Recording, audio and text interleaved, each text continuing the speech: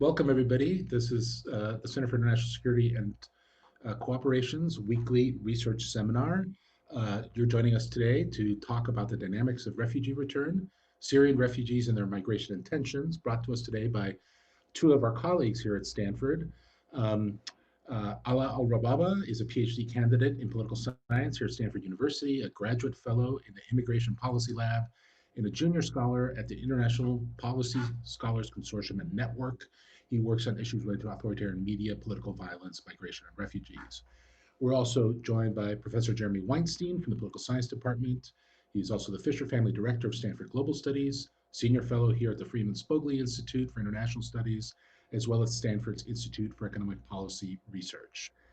They have much more extensive bios. In the interest of time, I would just point you towards the events flyer to find out more about their very interesting work. Jeremy also focuses on civil wars and political violence. Just a couple of ground rules before I turn it over to Jeremy. Go ahead throughout the talk. If you want to ask a question, just go down to the question and answer box on the bottom sort of right-hand side of your Zoom screen and enter your question there. When we get to the Q&A period, after about 30 or so minutes, I'll start reading out the questions.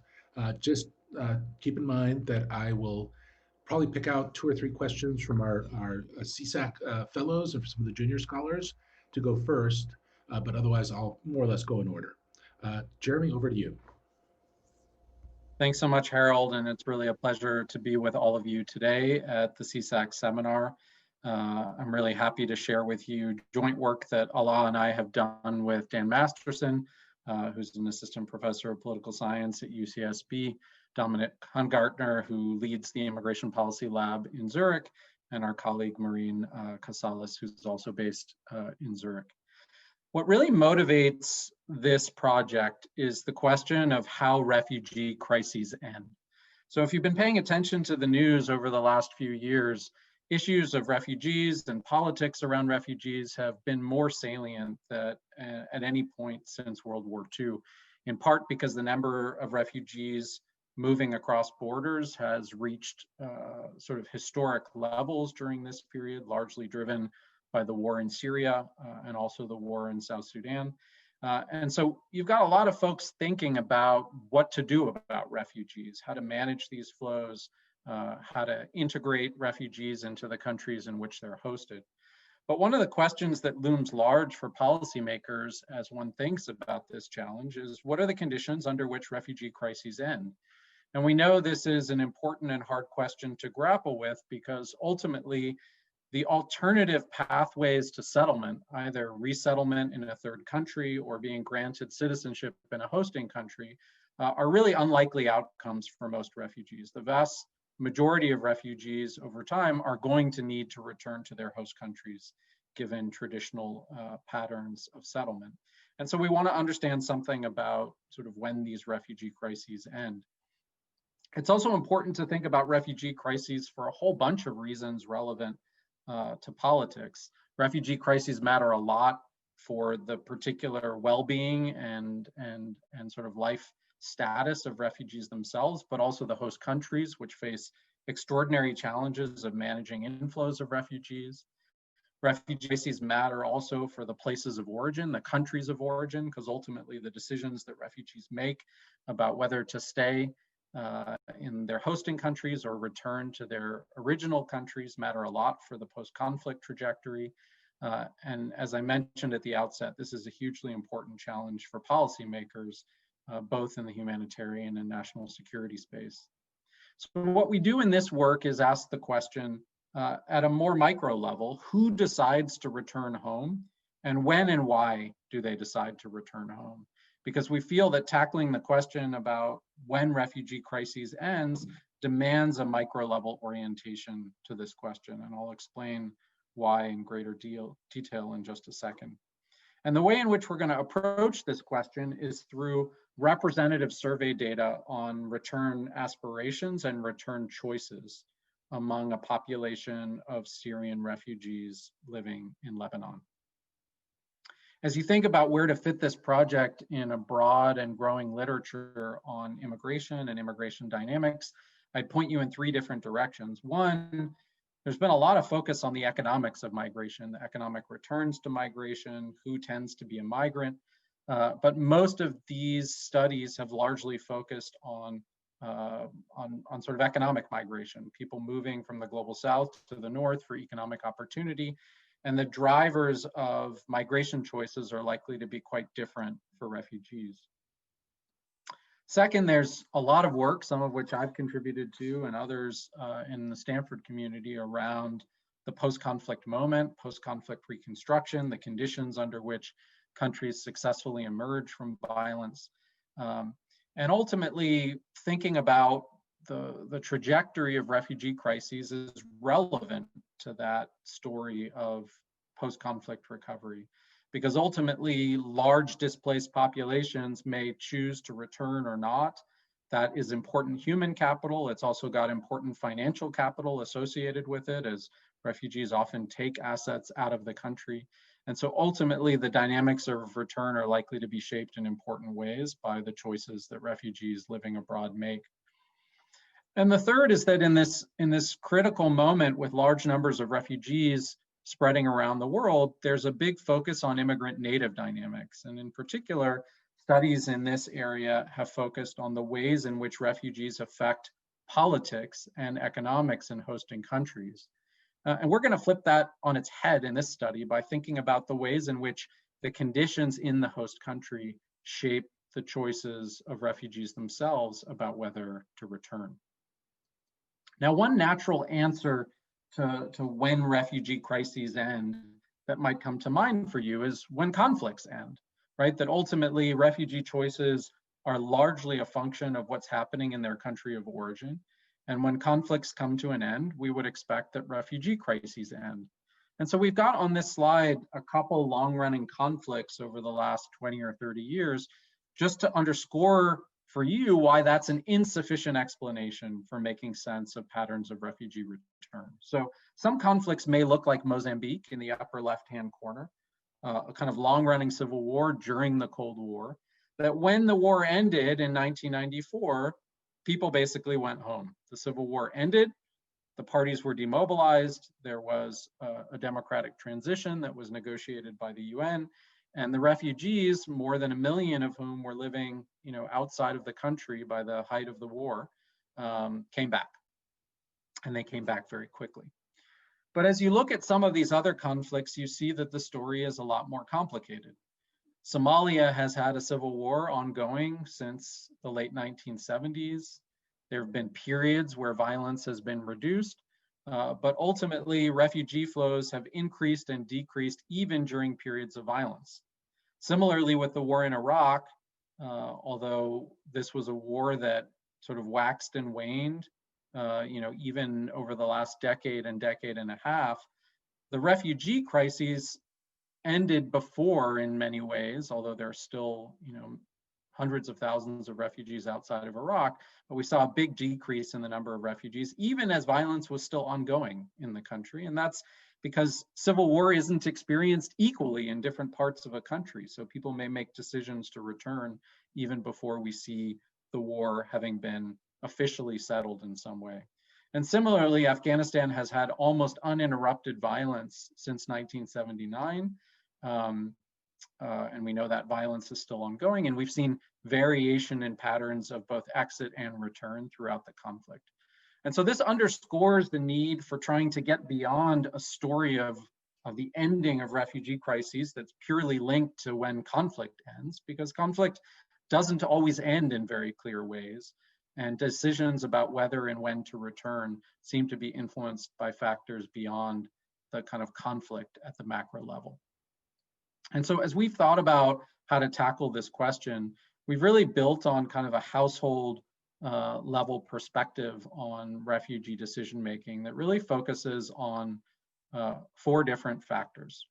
The first are what we call pull factors. These are the conditions that are existent in Syria from the perspective of refugees who are contemplating whether they should return home. So they're currently living in Lebanon, and they look across the border into Syria, and they're weighing things like, to what extent would I or my family be safe in Syria, either in Damascus or in the community of origin that we came from.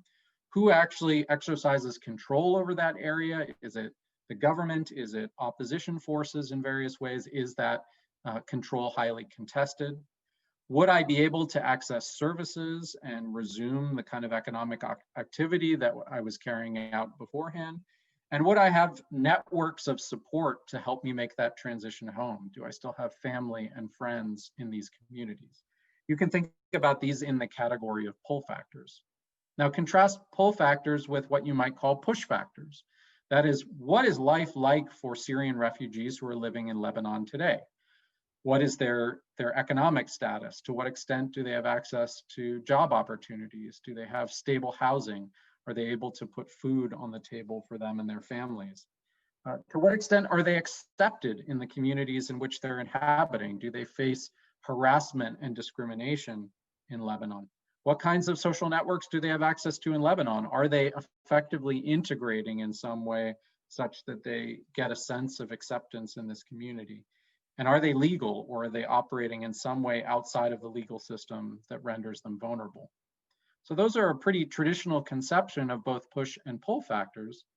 But we've also got to think about some other factors that weigh on refugees' decision-making, including the costs of movement. That is, moving from one place to another is something that is financially costly and also risky, potentially even in transit in various ways. And so we want to think about the costs of mobility and how they vary for different refugee households. But also information varies a lot. That is, what you think about the nature of what life might be like for you in Syria is probably a function of the quality of information that you have about the situation on the ground in Syria, how confident you are about that information, because you don't have direct access through your own eyes and ears to what's happening on the ground. And so we built a kind of conceptual model of household decision-making that sort of incorporates these pull factors, these push factors, mobility costs, and information. And we use that as a structure for thinking about our research design. Now, why do we focus on Syrian refugees in Lebanon? Well, we know that Syrian refugees have fled Syria in very large numbers, and the three major countries that are hosts to Syrian refugees are Turkey and Lebanon and Jordan. One of the reasons that Lebanon was particularly appealing to us as a location for doing this research is that in many ways it represents a really critical test of the importance of what you might call push factors. That is, there was already a lot of anti-Syrian hostility in Lebanon on the ground, given the complex relationship between Syria and Lebanon historically. You also had a Lebanese government that, given the economic challenges that Lebanon has faced not only recently, but over the last few years, really saw it as more optimal, given the burden, to really put meaningful constraints on the right to work for Syrians and their access to services. There was a lot of harassment of Syrian refugees. A number of localities imposed curfews that targeted Syrians directly. And even and especially as the war began to wane in Syria, you had political leaders and public authorities calling actively for the return of Syrians, wanting to push Syrians out of the country, given the perception that the burden of hosting Syrian refugees was part of Lebanon's economic crisis. It's also the case that, in contrast to the Syrian refugee population in Jordan, when you look across the Syrian refugees in Lebanon, they come from a much wider variation in terms of places of origin in Syria itself. Syrian refugees in Jordan are largely from southern Syria, tend to be from opposition areas. In Lebanon, you have a real representation of a wide variety of different parts of the country, which gives us some leverage to think about how conditions on the ground are changing in Syria at different points in time. What did we do to gather data? Well, we partnered with a set of actors on the ground in Lebanon, including a survey firm, to design and implement a representative sample of over 3,000 Syrian refugee households. We carried this survey out before the most recent crises unfolded in Lebanon, the economic crisis, the explosion at the port, and obviously COVID. So we began this work in between August and October of last year. We attempted to build a representative sample, but we're also attentive to two particular dimensions that we wanted to capture, both communities in which Syrians were highly prevalent as a share of the population and those where they were a much smaller presence, but then also the sectarian components of Lebanese society in order to capture something about how the sectarian dimensions of Lebanese society might shape acceptance. In our surveys, we measured a variety of household characteristics that Alaa will talk about in greater detail, including a set of both aspirations for return, but also actual plans for return and return behavior. Because over time, the goal in building this sample was to create not only a single cross-section in which we could look at refugee behavior, but also a panel study. So we've now been in touch with these Syrians for a year. We've been able to observe not only their aspirations and plans for return, but also actual return behavior. And Alaa will talk more about that as we turn to presenting the result. I will stop sharing my screen and invite Alaa to share his to continue the presentation. Thank you, Jeremy. So next, I'm going to talk about the findings from the survey. So the first thing we wanted to highlight here is return intentions. We asked respondents if they plan to return in the next 12 months. Note that the survey was conducted between August and October 2019. So in the next 12 months is by October 2020. We also asked respondents where they expect to be living in 2 years, and we asked them if they plan to ever return to Syria. So when you ask them about short-term return in 12 months, this only 5% of the respondents told us that they plan to return in 12 months. So very few people want to return in the short term. This increases to roughly 27%, slightly over 25%, when you ask about 2 years from when the survey was conducted. But when you look at return ever at some point in the future, the majority of Syrians want to return. So even though very few Syrians want to return in the near term, the majority of refugees plan to return at some point in the future. Next, we look at predictors of return intentions and preparation. So for return intentions, we focus on the 12-month question, whether they plan to return in 12 months. For preparations, what we did was we measured a series of questions that aim at capturing if they actually have taken steps to prepare for return. And so this includes things like, have you been saving resources to return? Have you been collecting your documents? Have you reached out to UNHCR or the Lebanese authorities? Have you done, or somebody in your household, done a scoping trip to go to Syria to see how the situation is before you return? And to study the relationship between intentions and plans and respondents' conditions in Syria and Lebanon, we built a series of indices. Several indices captured pull factors in Syria that Jeremy discussed, and others captured push factors from Lebanon. And then we also had measures of mobility costs and confidence in information about the situation in Syria. So for pull factors in Syria, our indices attempted to capture the following aspects of conditions in Syria. One was physical safety in the hometown. So is there ongoing fighting in the hometown, for example? How they expect it to be in a year, things like this. Another aspect was control of the hometown in Syria. Who controls the hometown? Is it the regime? Is it some, an opposition army? Is it a Kurdish group?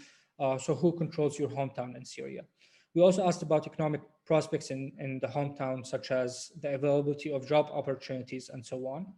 And we asked about service provision in the hometown. So does the hometown have operating schools, health centers? Do they have running electricity or water? And finally, we asked about personal networks in Syria. So for your family and friends, have many of them stayed in Syria? Have many of them left with you? Have many stayed in Lebanon? Have your household members in Lebanon returned to Syria? Things like this. We also looked at push factors in Lebanon. So this included economic well-being in Lebanon. Do you currently have a job? How much is your household income? Access to services in Lebanon included access to education for children, for example, or access to health centers. Personal networks in Lebanon also includes Do you have, so this is some measure of integration. Do you have many Lebanese contacts? Do you have Lebanese relatives even? But also about your Syrian household, and has many of them moved in Lebanon? Are they still in Lebanon? Social well-being in Lebanon. So this is things like discrimination. How does the authority treat you? How does the Lebanese public treat you? Are there curfews targeting Lebanese in your locality in Lebanon? And finally, the legal situation in Lebanon. So are you registered with the Lebanese authorities, and are you registered with UNHCR? Those are the most important aspects to legal status. We also examined mobility costs, so the travel distance and household size both correlate positively with mobility costs if people want to go back to Syria. And then we also asked respondents about their access to information and their confidence in this information about place of origin. So just generally, how confident are they in their information, for example, about the safety condition or about the availability of jobs and so on. This plot presents the results. I know it looks overwhelming, so bear with me for a second. So first, here we examine predictors of how pull factors predict return intentions in 12 months and the steps taken to actually prepare for return. The circles are coefficients from regressions that include all the NDCs together, as well as a set of controls, while the triangles here are coefficients from regressions that include each index separately and a set of controls. So first, looking at pull factors in Syria, we see that when it comes to return intentions in 12 months, we see that most of them seem to be somewhat significant. Note that the baseline here is 5%, right? So only 5% said they wanted to return. And yet, when the conditions in your hometown are safe, when you report that you believe there's, economic well-being is generally decent, when there are service provision or networks, all of these are positively correlated with saying that you plan to return in the next 12 months. Looking at push factors from Lebanon, we don't generally find the same effect. So most of those are insignificant.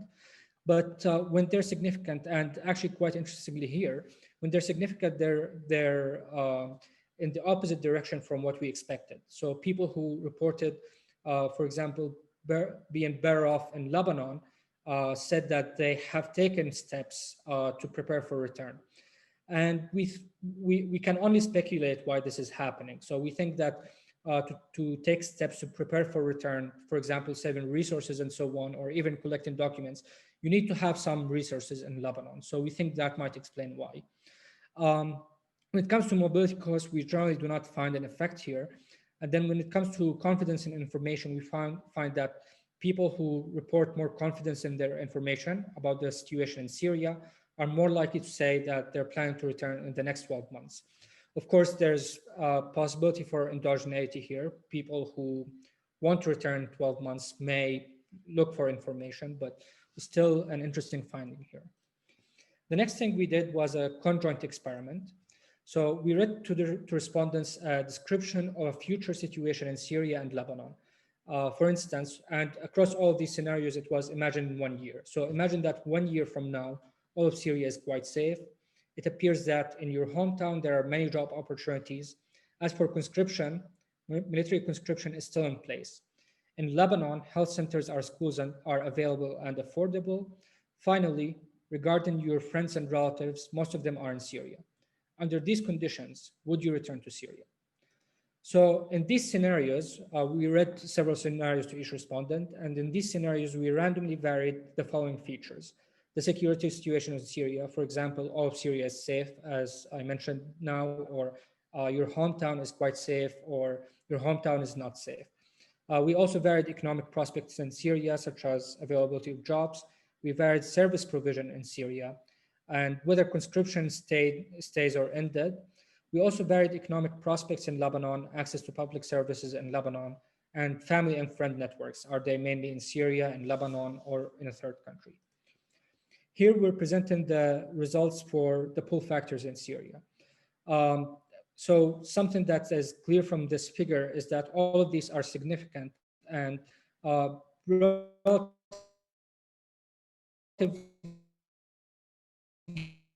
substantive. They were around 40 percentage points more likely to say that they want to go back to Syria. When we tell them that your hometown is safe, this goes down, but only slightly, to about 35 percentage points more likely to go back to Syria. When we tell them that conscription in Syria has ended, slightly less than 20%, this has slightly less than 20 percentage point effect on saying that they want to go to Syria. And public services and jobs are also quite significant here. Next, we look at conditions in Lebanon, and we find that sometimes they're slightly significant, but very small effect sizes. So if you possess a good job in Lebanon, or if public services are available, you're not much less likely to say that you want to go back to Syria. When we tell them that your friends and family are in Lebanon, this doesn't seem to have an effect. But when you tell them that your friends and family are largely in Syria, this has a slightly larger effect than here, for example. So almost 5 percentage point effect on saying that you want to return to Syria. And the best category here is that your friends and family are elsewhere, mainly in Jordan and Turkey. So this shows all the conjoint results together. So what we can tell from here is that pull factors matter more. Most important is safety in Syria. Well, family networks matter somewhat, and then the conditions in Lebanon seem to matter the least here. So here we presented you from results from the baseline survey, but we have developed a tracing design to stay in touch with our respondents over time. And we're doing this through repeated phone interviews. We're also conducting a series of qualitative interviews with a different subset, not from our sample, with a different subset of respondents. And we're also doing these qualitative interviews with the same respondents over time. And the goal of these is to understand, do return intentions predict return behavior? So we only presented to you results about return intentions, about preparation, but do people who tell us that they want to return actually end up returning to Syria? And we also want to understand from this panel survey how major political, economic, and health events affect return.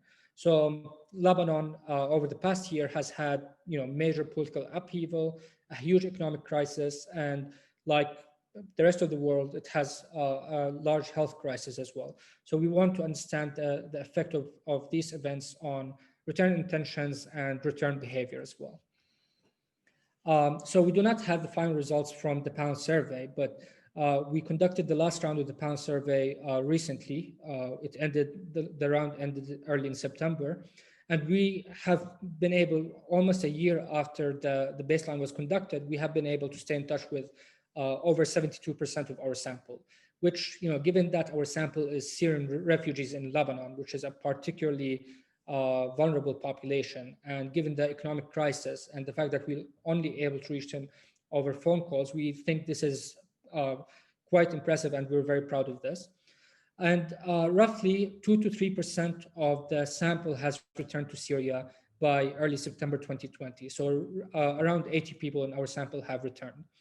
And those who returned were 4 times more likely to have told us that they want to return.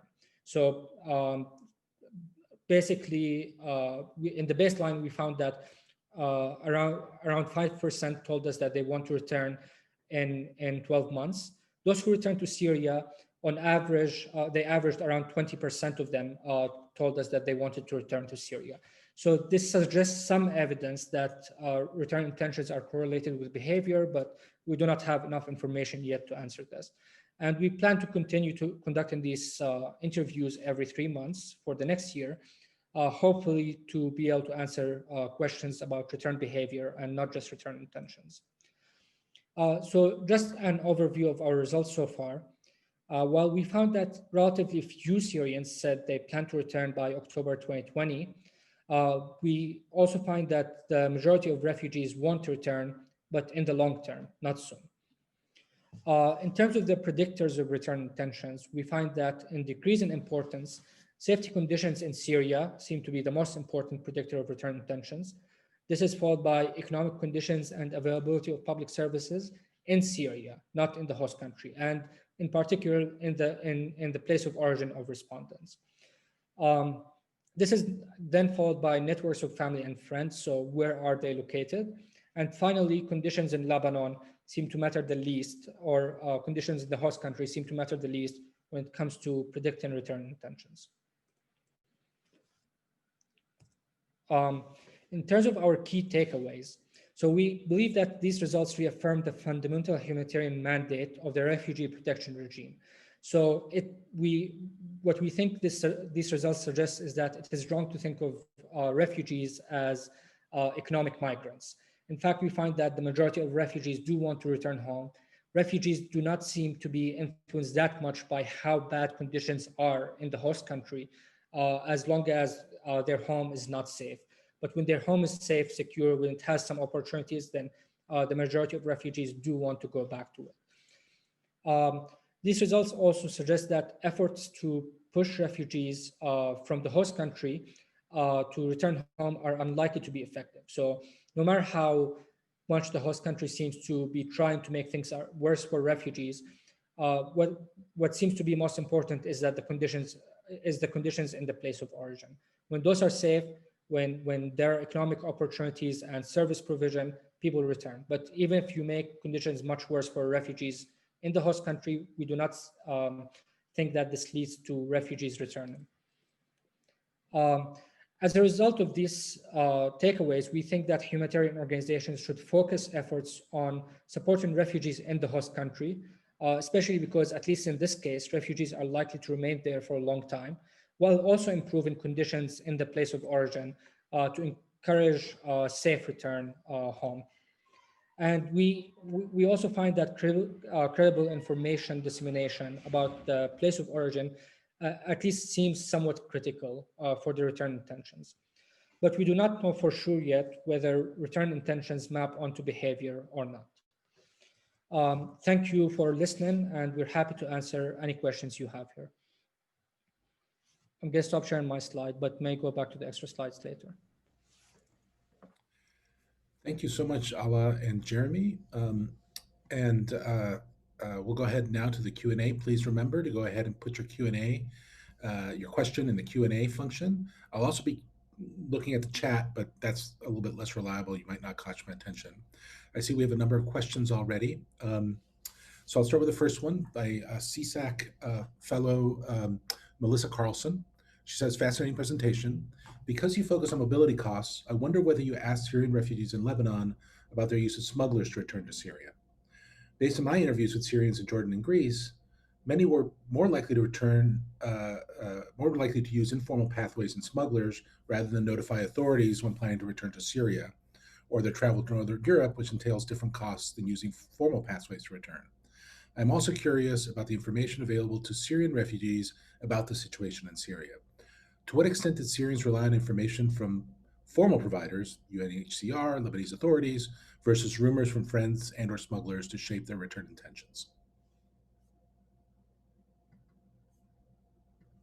Okay, I'll try to take this. So when it comes to asking about smugglers, and actually some background about the survey itself, we had to be extremely sensitive in the types of questions we could ask here, just because of the difficult conditions Syrians are under, the stress they're going through, and the fact that they have good reasons not to trust people who are outsiders. So we actually had our survey draft, like we had many NGOs look through it. We had a workshop dedicated to this with NGOs in Lebanon. And so we couldn't ask questions about smugglers. But this is something that we're trying to capture right now in the qualitative interviews. So in these qualitative interviews, our co-author Marine is developing deep personal relationships with a series of respondents. And this is something that she's asking about. So when it comes to returning to Syria, the situation is very difficult to understand, but there are some organized return trips from Lebanon by the Lebanese government. There are other organized return trips by parties. For example, Hezbollah has been organizing some of those. And then people can try to return on their own through smugglers or normal means. When you return by smugglers, it's generally related to like whether you have your documents with you. Returning with like an organized trip, for example, by Hezbollah seems to be generally less costly for refugees. So they tend to pay for the cost of the trip. but they can't, for example, carry things with them. They can't take their furniture and so on. So this is also depends on what they have with them in Lebanon. So the situation is extremely complicated when it comes to how you want to return. Deciding to do it through Lebanese government, by yourself formally, or through a smuggler, or through a different party. The situation is very complicated and depends on your conditions in Lebanon largely, and whether you have the correct documentation. For the second question, I would like to actually share my screen for this question, but let me find the correct slide quickly first, sorry. So this is an excellent question, and this is something we have in the extra slides. So the information sources used by Syrians to learn about conditions in Syria. So the most important sources are Syrians, just talking to other Syrians in Lebanon or Syrians in Syria. Transnational and Lebanese media come next, and social media comes afterwards. We also asked about official Syrian media, but relatively few people, just over 10% use official Syrian media. Then we asked about UNHCR and NGOs, and very few people use these sources. I hope this answers both questions. Thank you. Jeremy, did you want to add anything, or should we move on to the next one? Got it. So next question is from CSAC fellow Lindsay Hundley. She asks, thanks for sharing your project with us. I learned a lot. I wanted to ask about whether you have any information about willingness to return to Syria outside of your hometown. If there's variation in safety concerns, economic opportunities, etc., across localities in Syria, would refugees be willing to relocate into an area different than their hometown where these factors are better? Are there other factors do you think might shape the decision to return to Syria, but not to their hometown? Ala, why don't you take this first and I'll follow you. Sounds good. So I don't think I have the figure in the extra slides, but we did ask people who said they want to return at some point, if they want to return to their hometown or somewhere else in Syria. And the vast majority said in their hometown. I could be wrong, but I think over 90% said they wanted to return to their hometown. In some conditions, some people did say they wanted to return elsewhere, and we asked why. This was generally related to, I wasn't married when I left, and my husband is from a different town, so we're going to go to that other town, for example, things like this. But they want to return to their hometown. Maybe the thing I'd just add is, it's important to think about just how polarized politically Syria was, both driving the civil war itself and as a consequence of the civil war. And so the idea that people who left, for example, opposition areas might return to government areas or vice versa seems highly, highly unlikely. And so I think that led us to focus primarily on return to the hometown, though we also made an effort to understand whether there might be alternative destinations. Thanks, Jeremy. Next question is from Damon Sheets. He says, on slide 29, with 72% of the sample still in contact, how do you believe the missing percentage of the sample context data impacts your overall final analysis? And I would just add, do you have some intuition on sort of what's causing people to leave the sample? Is it, or how are you losing touch with them? Let me give a high level response, and then I'm going to let Allah speak to some of the predictors of attrition, which we've taken a look at. This is obviously a primary concern with respect to tracking return over time, especially if it's the case that people are dropping out of our sample are people who are more likely to return. And in fact, maybe they're dropping out of our sample because we can't reach them. We're doing a number of things to guard against that, primarily by staying in touch with many contacts of each individual, which enables our ability to figure out where people are, even if we're not able to be in touch with them directly. Also, our strategy for connecting with people is via WhatsApp, which is something that travels with you even when you change your cell phone network. And so that's been an important ingredient. And I think the bottom line is that Damon's question, points to the fact that when we finish our panel survey at the very end, we're basically going to draw a sample of those who have attrited, and we're going to try and track them down in person, or track their contacts down in person, so that we can get a really precise estimate of what share of those who've attrited from the sample have actually returned to Syria, and we can use that to bound our overall analysis. Allah will have more to add, I'm sure, on this question, including some of the predictors of attrition. Yes, thank you, Jeremy. So first, I want to emphasize that the largest drop in our sample happened between the baseline and the first round. So in the first round, we were able to reach around 80% of our sample, and this was roughly 2 months after the baseline survey. Now, a year after the baseline survey, we're still in touch with over 72%. So we had 20% drop between the baseline and the first round, 8%, so in the first 2 months, while 8% over the next roughly 10 months. So the largest drop happened just between the baseline and the first one. And basically the main reason for this was wrong phone numbers and people unwilling to give us secondary contact information that we can try to use to reach them. So within the people that we have reached at least once since the baseline, it seems our sample is relatively stable. When it comes to predictors of people who have dropped out, we found that generally males tended to drop out at larger rates than females. People who dropped out were more likely to have been employed, slightly more have higher income, and less likely to receive aid in Lebanon from humanitarian organizations. Importantly, when it comes to what they told us about their return intentions over the next 12 months, they weren't more or less likely to tell us that they want to return to Syria. So they were very similar.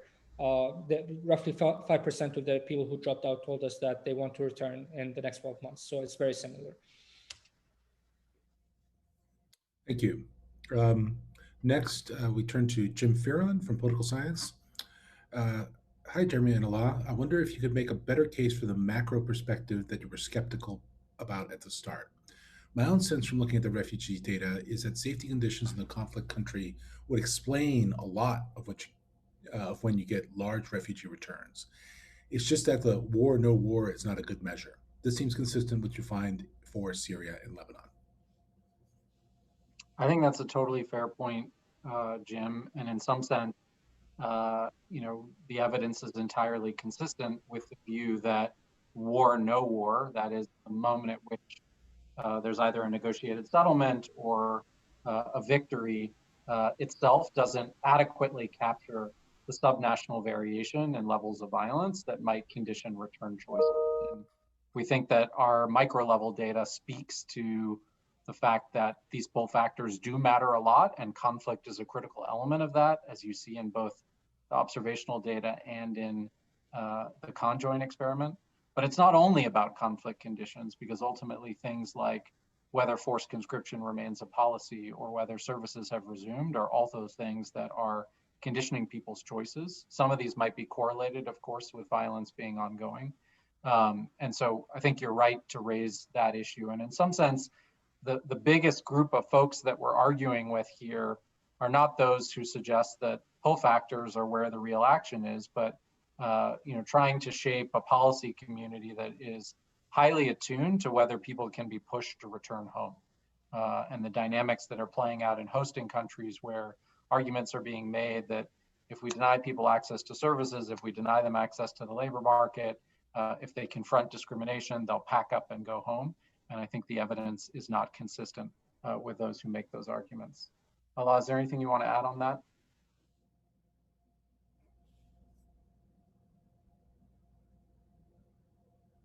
No, sorry about this. No, I think this answers the question. Yeah, thank you, Shirley.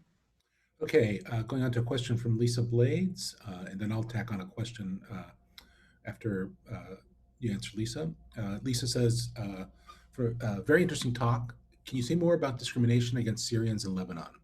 Some of this discrimination impacts economic outcomes, but it can also reduce quality of life more generally.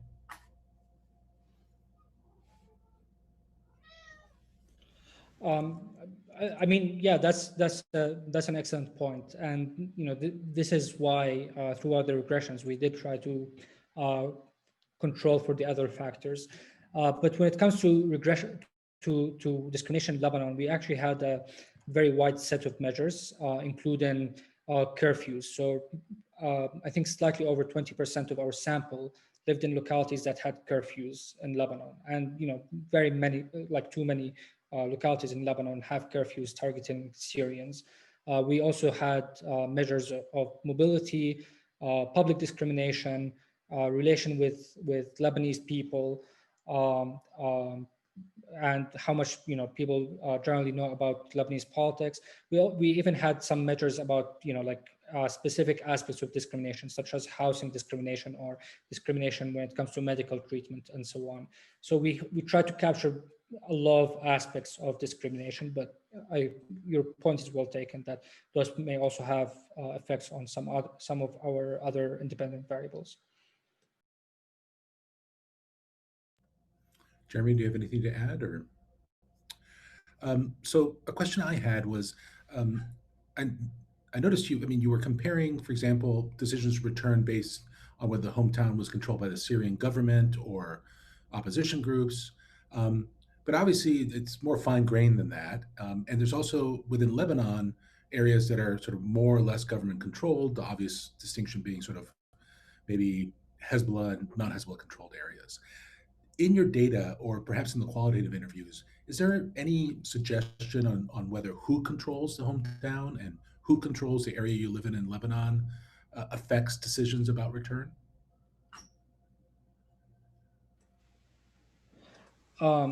This is an excellent question. So I think who controls, so in general, we do not find an effect or a significant relationship between who controls the hometown and intentions to return. But I don't think that means it doesn't matter at all. I think just based on interviews, what's more likely is that there's a lot of heterogeneity in answers. And for some people would want to go back only if the regime controls the hometown. Other people would not go back at all if the regime controls the hometown, and so on. This is speculation based on these interviews. So on average, we find that there's no effect. But yeah, I think this is something that we can try to explore further in the panel and the qualitative. Just to probe a little further, and so maybe you didn't ask this at all, but and within Lebanon, when it comes to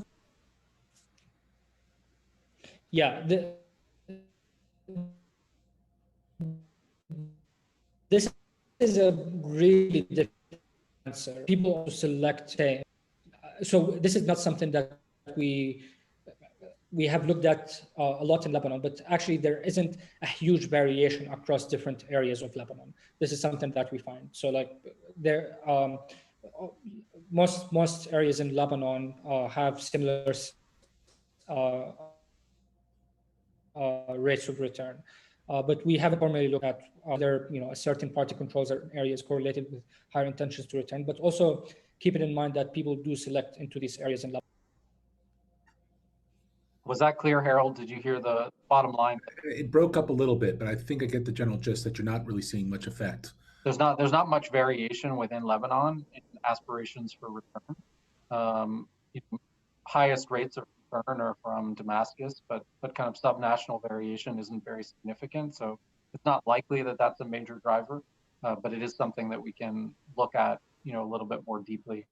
I'd also flag that, on the question about regime control, this is a highly vulnerable population, and I think we were very sensitive in the design of the survey instrument to that vulnerability, relating, in particular to the sensitivity that people feel in sharing information about their political affiliation or their political views. Their major concerns, as it relates to return dynamics about regime intentions and potential punishment for people who return, access to their assets and the like. And so we treaded very carefully around questions of people's own political affiliations. So, we have much more, rough proxies for those kinds of things than you might have ideally, but that was really to respect people's need for privacy in a highly dangerous environment. That makes a great deal of sense. Terrific. Well, I think we're almost out of time, but and we are at the end of the questions we had. Do you want to take a last couple minutes if you have any requests for specific kinds of feedback that you're looking for that people could follow up by email with you. And also maybe just say a word about sort of next steps in the project. I know you're still, still interviewing, but where do you see this going next? Well, I'd say that, we're excited about what we can do over time. In part, the last year, has given us a set of pretty significant shocks to the quality of life in Lebanon, including an economic crisis, including COVID, including political instability. And so we're going to be in a position to even probe further the extent to which really challenging situations in your hosting country affect people's return intentions and return behavior, and how that is experienced heterogeneously across different types of refugees. I also think, though, this is a challenging context in which to do this work, because some of the more natural movement across the border that you might have had in the absence of the COVID crisis has really been put on hold as people have really sheltered in place, in both contexts, and governments in both contexts have really been concerned about disease transmission. So that has made this a more unusual moment to be thinking about this dynamic than it might have been otherwise. I think when we started this project, our expectation, we started thinking about this project probably in 2017. Our expectation was that the war in Syria was really coming to a close in various ways, and that we might expect during this period a transition from really episodic return to much larger scale mass return. We've not yet seen that unfold, in part because of dynamics in Syria and in part because of COVID. And so sustaining this panel until we get to that moment to try and figure out who are the first movers and who follows and how do people navigate this in the household is really our goal. Alaa, anything you want to add about sort of looking forward or particular areas of feedback that would be helpful?